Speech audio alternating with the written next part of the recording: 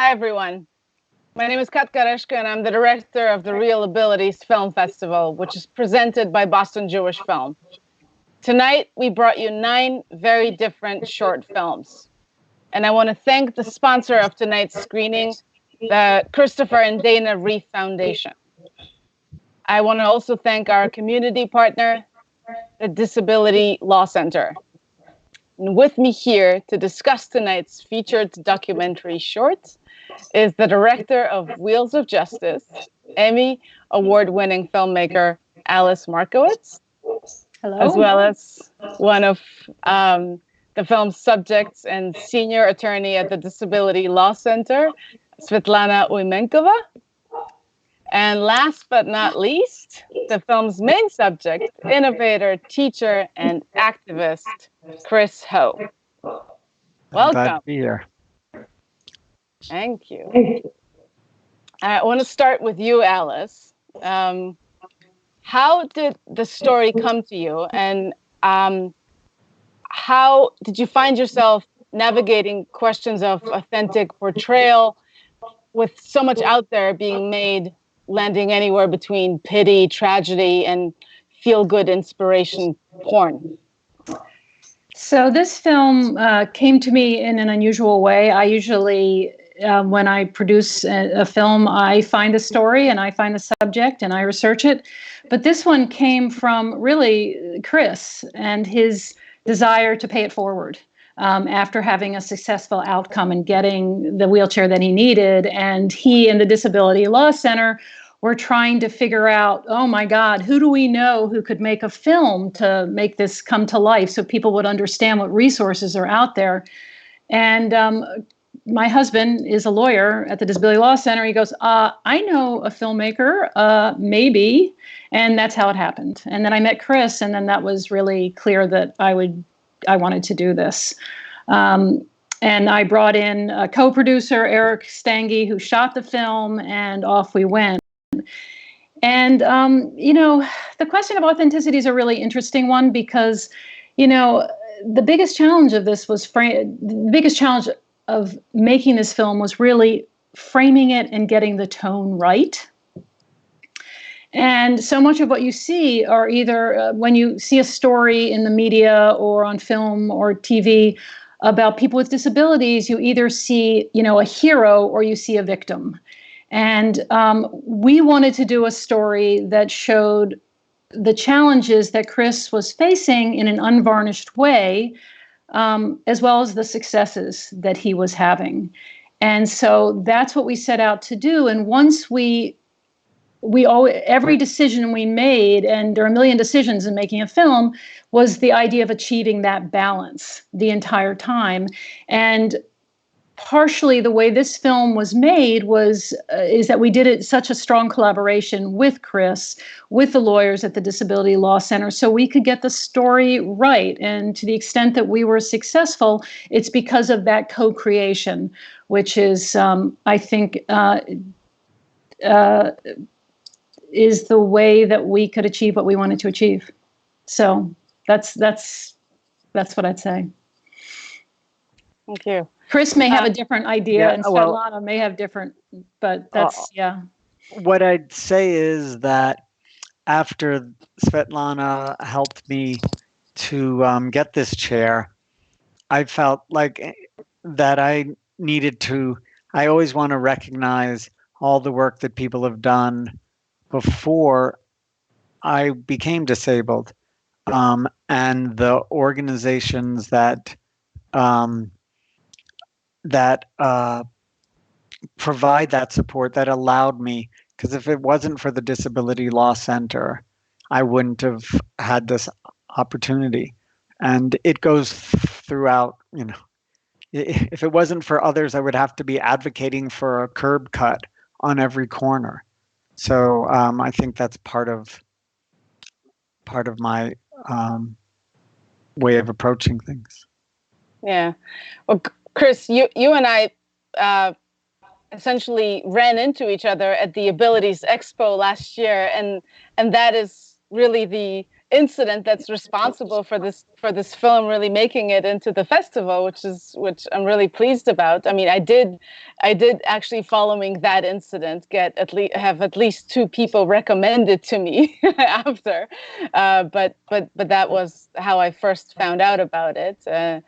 I want to ask you a question that I hope that won't sound too crass. What would you tell someone who suffered a spinal cord injury yesterday? It gets better. You will come to learn what your body can do, and it can do. I do things now, 3 years after my injury, that I couldn't have really imagined right after my injury. I think a big thing really is coming to terms with the ableism of our society. That's something I'd done a lot of social justice work, but I hadn't really engaged with disability rights. And it permeates every part of our world. And it really also, one of the other things is really to understand that it's okay to ask for help. Our society is so much based on keeping people, making it seem that if you ask for help, then you're weak, and no one should ask for help. That everyone does things on their own, up by your own, bootstraps, and that's just not true. Everyone needs help, and we seek more independence, but we're always interdependent. So coming to terms with accepting help, and finding the organizations that will help you with that. That's a bit of what I can go on at great length, but yeah, and I want to come back to that, but Svetlana, I want to ask you to explain a little bit about what the idea of client-centered lawyering is about, and how important that was in Chris's case, and how you worked on it. Well, as in every case that Disability Law Center would take, we do take an approach of client-centered lawyering, and that ties very well with what Alice said just a short while ago. Having a story and telling a story with the client. For Chris, it was a story that, for better or worse, all are wearing. We are all at home. We are not able to move around as much as we would like and do everything that we would like. And for some people with disabilities, this is normal. This is what they face day in and day out. So to tell the story and to explain why a certain piece of equipment will help and what kind of difference it will make. It's like sort of saying, look, you will not be homebound anymore, and you will be doing everything that you used to be doing before the accident. Chris was a fantastic client because it wasn't difficult to coax a story out of him. For some other clients, it takes a little bit more. But overall, I think the main idea behind client-centered lawyering is to convince the client that they are the driving force behind the process. They know most what they need, and it's our duty to help and translate this into whatever context we need to translate it to make things happen. Svetlana said also Svetlana, what she did was she heard my story, and then she helped me understand how this particular hearing process, there's a particular appeals, how that story needed to be framed, and what information they needed, and then she did, and in the documentary you see piles of files, and it just looks like how the president had piles of files about how he was separating from all his businesses, and it turned out it was blank paper. But in this movie, that's really I went and got something like 800 pages of my medical files, and Svetlana looked through all of those. So It wasn't just getting a story from me. It was incredible work. And even though you do need to collect as much evidence, I wouldn't want people to be discouraged. It is possible to collect and process it and present it well. And as long as you know and work very well with medical providers and you are sure in what type of equipment works best for you, there's always a way to tell the story. Chris, we have a question from our viewers, and it reads, "What are you up to now? And also, what are the most common misconceptions about living with a spinal cord injury?" Well, those are two big questions. Okay, so let me start with the second one first. The common misconception was the misconception I had when I was injured. I remember actually literally laying in the snow, and I could move my hands, and this is not a good thing. And then I thought of my friend Mike, who had an injury 17 years before, and I thought, oh, I see him out in his wheelchair. He gets around. He's, I just thought it was about having wheels under you. What challenges people with, often most people with spinal cord injuries, is all the things that go into just making it look like you just are a person with wheels under you. Our bodies don't work. We don't take care of the. Our bodies don't take care of of the. I don't want to get too graphic, but of bowels and bladder and spasticity and neuropathy. These are the things that, if you ask people after a few months, are their focus. So the misconception is it's about walking. Walking would be nice, but having the right wheelchair is great. So what am I up to now?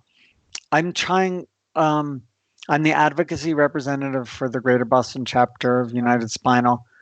Been focused on areas about accessible housing and accessible workplaces, which reminds me of the film Straws. I think the title was Straws. The ability for people to be able to live in their... The Last Straw, Alexander Freeman's film. Yeah. So that's been a focus. We're working on legislation with that.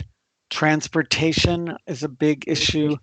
And then I'm on the PCAs, the aides who come and help us so that we can live independently.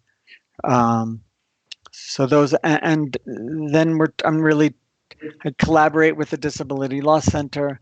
An incredible organization for everyone is the Disability Policy Consortium. And they really are involved in all these policies issues. One of my thoughts with this case was it helped me individually, but really we want to get to the place where people don't have to appeal. We want policy changes. Mm-hmm. People shouldn't, as I said, people shouldn't have to ask for a curb cut, right? At every corner. We shouldn't have to ask that housing be accessible or that we get the medicine we need. Well, you're half answering the question that an audience member just posed. It's a question from our viewer, Chris, for you and Svetlana, wondering if since winning of the case, you've noticed changes in how Mass Health assesses people's needs for certain equipment. Well, I think that part of the case was to make sure that Mass Health, which is a Medicaid agency in the state of Massachusetts, each state has a Medicaid agency. We wanted to make sure that Mass Health does not stay away from equipment that may appear at first glance too advanced, too expensive, too complicated. Because the standard for payment, at least in the Medicaid program, would be the medical necessity. What is medically necessary for a person? What will help a person to get out of the house and be integrated in the community? And I think we've achieved that. I think in Massachusetts, requesting, for example, a standing wheelchair, which normally would be a complicated piece of equipment, isn't as strange or unheard of as in some other places. But at the same time, Mass Health recently tightened the regulation, the evidence requirements for what must happen before they look at the case and decide to approve. So you always kind of have to be 2 steps ahead of the agencies that are paying for equipment and medical services, whether it be private or public health insurance coverage. So it's sort of like there's a good side to it, and perhaps more an area where we have to work more going forward. And anecdotally, I know that I've heard of 3. I've referred people to Svetlana, and I think 3 people have succeeded, but they still had to appeal. And I know that I've also heard anecdotally that there's a delay in approving certain equipment. One piece of equipment that's really essential for folks is called a shower chair or a commode chair, so that people can take care of their bowel over a toilet. And I've heard that those have been delayed, and some people eventually get them, but it's absurd that people have to wait at all for those. Can I jump in for a second? There's actually a question for you, Alice. If you want to jump in, I'll jump in just to say one thing, and then you can go on with the other question. You know, when I hear this discussion now, it reminds me of when we started the film, it was a complete shock to me how consumer unfriendly all of these things are that you, as just an ordinary person, is supposed to be able to sort through, file, make happen. And one of the main points of the film really was that, and it's really a revelation, it was a revelation to me, but I think it undergirds the entire film, which is that if you have a disability, either you're born with a disability or you acquire a disability later in life, you know you'll need good medical care. But what you don't know, or you may not realize, is that you'll probably need some legal advocacy to get it. And just what you're talking about now, these next steps, you know, what's happening with Mass Health, is just another example of that same kind of system. And it just, to me, it reinforces. And the beauty of this is that, Chris, you made your way to the Disability Law Center. You didn't even know, even though you were an activist in Boston, you didn't know right off the bat to go to the Disability Law Center, that there are resources out there. So I think also the other message is that you don't have to do this alone. Yes, you have to be a partner, and that's what kind of fantastic partnership this client-centered business is, but you don't have to, you know, do it on your own. So anyway, Katka, that's just came to mind, that this is just it's the same story again in a new chapter. Absolutely. Honestly, so I'd like to just to add to that is that I'm a person with a lot of agency. I advocate for myself, but I'd considered the Disability Law Center. I thought, I don't know that this really is worth their time.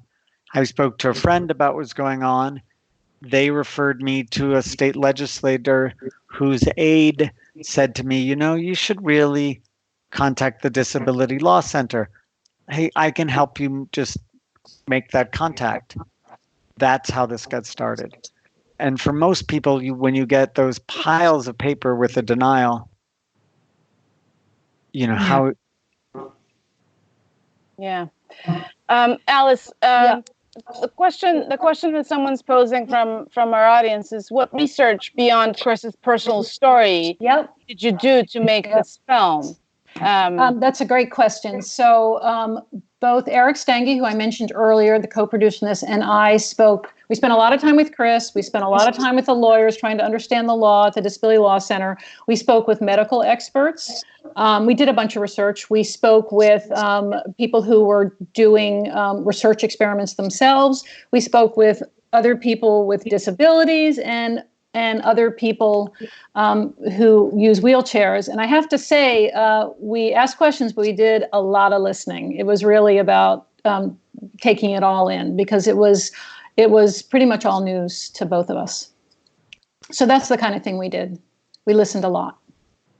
And were there any other challenges other than what you mentioned in the beginning in terms of portrayal that you faced making this film? Yeah, I mean, I think, that challenge, it's one thing to do it when you choose your story, but honestly, that challenge of how you're going to, what it is you want your audience to feel when watching this, it comes up in a million different ways in the editing room.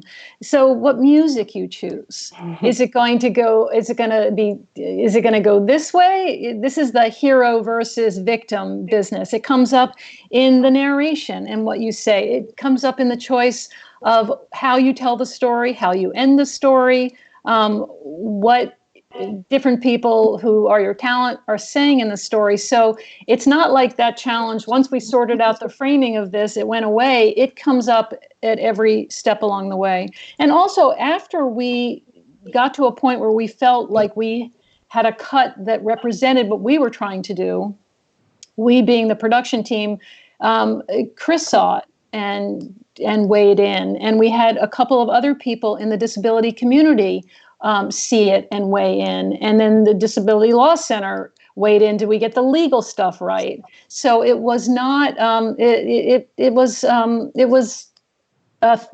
a collective process, which is very different, I have to say, than anything that I've done before. So that's, yeah. And just to be clear, when I saw the cut, but I only had one comment, which was in one place someone spoke what they thought I was thinking, where I felt like that was not correct. So it was literally a sentence out of the entire cut that Alice provided me. I also just want to say one other thing, because this is a portrait film for sure of Chris's story, but it's also about a much larger issue here. But in order to be able to get to that larger issue, people have to care about what happens to Chris or what happened to Chris. And I have to say, I give Chris enormous amount of credit. I haven't met that many people who are willing to have been as open. And I mean, the scene that we shot in Chris getting up in the morning and showing, his morning routine, that's a very intimate scene. And he, it came out of a late night conversation that he and I had of no one quite knows what it's like to be in this wheelchair. And so at which point I approached and said, we'd really like to film the morning routine that you've talked about. And he said yes. And so I think that there's a lot, Chris gave a lot so that this could be the unvarnished film that it ended up being, and a much more authentic story, the authentic story we wanted to show. So all right. Just wanted to share. Thank you. I just want to jump in and quickly answer a question that's about The Last Straw, the film you mentioned, Chris. There's a question from the audience about what happened to Jeremy. The film is fiction. It's a narrative film. So we don't, as far as I know what happens to Jeremy.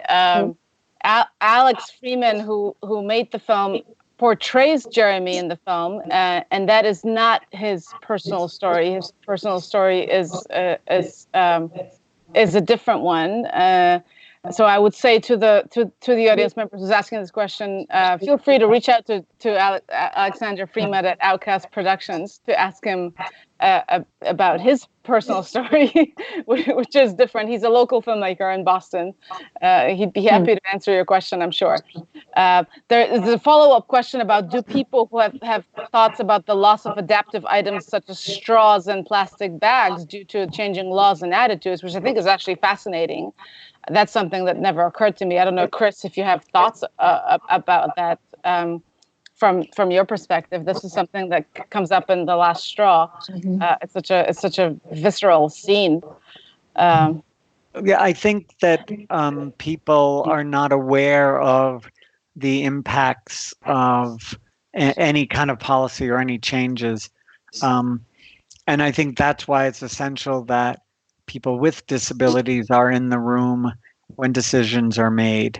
I was thinking about, I was told that at Spalding Rehabilitation Hospital in Charlestown, which is a beautiful building, that it was framed ready, and they brought a whole group in to see this incredible gym. And apparently I was told that there was a doctor there who used a wheelchair, and he said, oh, these are beautiful windows, but I can't see out of them.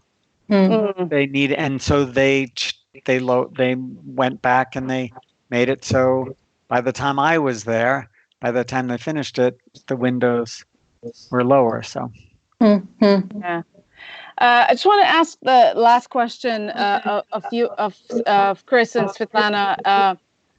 Can you talk a little bit more about what self-advocacy resources there are out there for people with disabilities seeking funding for assistive technology? Everybody to get online at dlc.org. We are a statewide advocacy and protection organization for individuals with disabilities in Massachusetts. There's a sister agency in every state with the same mission as us. And we would be more than happy either to help and get involved directly or provide you with a resource that might be more appropriate, depending on the situation. I definitely encourage, and I think everything we just spoke about highlights the idea that people with disabilities must be as active as possible under the circumstances. Get in touch with your representatives, get in touch with advocacy groups, with media. Decisions must be made with all of us. And they can only be made with all of us if we all don't get discouraged. There's a wonderful organization, National Health Law Advocates here in Massachusetts. And there's a wealth of resources even on Mass Health website. So my advice would be come to us if you get discouraged or denied by your health insurance, whether it is a private company or public agency like Mass Health. Appeal. You do not need an attorney to appeal, and then come to us, and we would be more than happy to get involved in a particular case or provide more referrals. yeah, I think I agree with everything Svetlana said.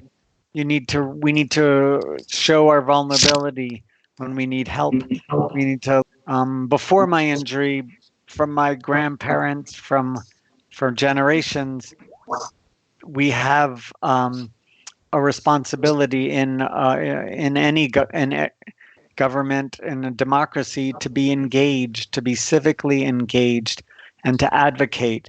Not just when you advocate for something, it ends up not just serving you, but for many people who follow you. So we have to, and at this moment in history, it's become more clear to people with disabilities that our lives are literally on the line. Okay, if I end up in a hospital in need of, I have limited lung capacity, I'll probably need a ventilator. There aren't enough ventilators, and there's our lives are not valued. Older elders and people with disabilities, our lives are not valued in that same way. So, and the only way forward is for us to be active. And there are many organizations that do that. I mentioned the Disability Policy Consortium. There's the ADAPT, which is an activist direct action. In Boston, we have the Boston Center for Independent Living. They're independent living centers. There are organizations specific to different disabilities. And we all need to come together and join this fight. Yeah. Thank you. It's a reason to get up in the morning. Yeah. Yes. Thanks for bringing that up, Chris. It's we've been well aware of this at ReelAbilities and quite frightened, to be honest, by what's happening out there right now for people with disabilities. Can I just one? I'm sorry, I like to talk too much, but I think one of the things I learned from studying the modern civil rights movement and from teaching that to second graders is that everyone can bring their different talents. We all need to be engaged in the struggle for social justice, but filmmakers can make such a difference. Lawyers, writers, musicians, healthcare workers. We all have a role in this, and there's a way you can bring that. So, I want to thank ReelAbilities for bringing this to the public. Thank you so much. And on that note, I want to thank you all for being here. I want to thank Alice for making this film, and I want to thank you for being with us tonight. And I want to thank all the filmmakers whose work was featured in tonight's screening. And I thank you for being part of ReelAbilties Boston. And please join us tomorrow for a screening of the award-winning documentary Hearts of Glass, and a discussion myself and Paul Chiozzi will have with the director, Jennifer Tinnican. And please stay safe and have a very good night. Good night. Thanks, Katka.